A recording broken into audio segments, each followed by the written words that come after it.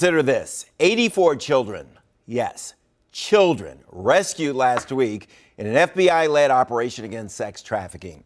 According to the FBI, sex trafficking is the world's fastest growing organized crime. And listen to this, the average age of child sex trafficking victims reported missing is just 15.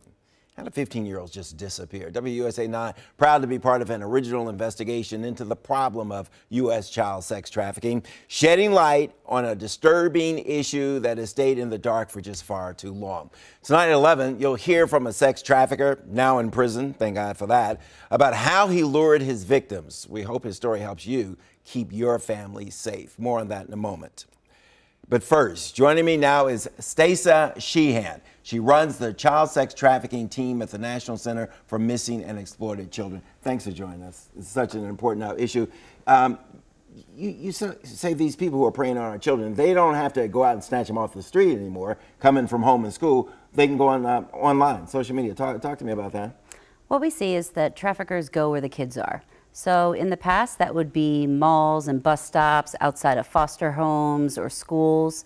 But now, with the vast use of social media and apps by teenagers, predators are going there to see what they're posting and to use those vulnerabilities against them. You're absolutely right. I know of a child, a teenager, who was in a private school here in the Washington area, just disappeared. Nobody knew where she was. She ended up in Washington State with this adult. So I know exactly what you're talking about. And we're talking males, females, transgender young people?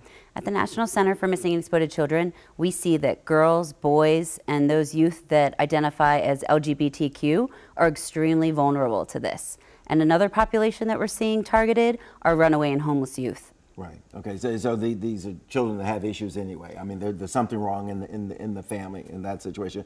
What do we look for? The signs? Yeah, it's important for the public to know what the indicators are. And it could be a series of things. It could be a child that has their hair and nails done but tells you that they're runaway or homeless.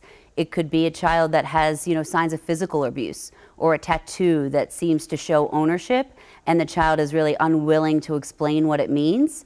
It could be a child that has a controlling older boyfriend or girlfriend and they look to them before answering questions. But what's important is that the public doesn't talk themselves out of reporting because they think, oh no, it couldn't be. It's more important to make that report at cybertipline.org. I'm glad you brought that last point, because a lot of us, we don't want to get involved. We think there might be something there, but we're not sure. And we may be afraid of some retaliation on the part of the young person, Right. Yeah. You need to be looking out for their best interest, and making that report could really save their life.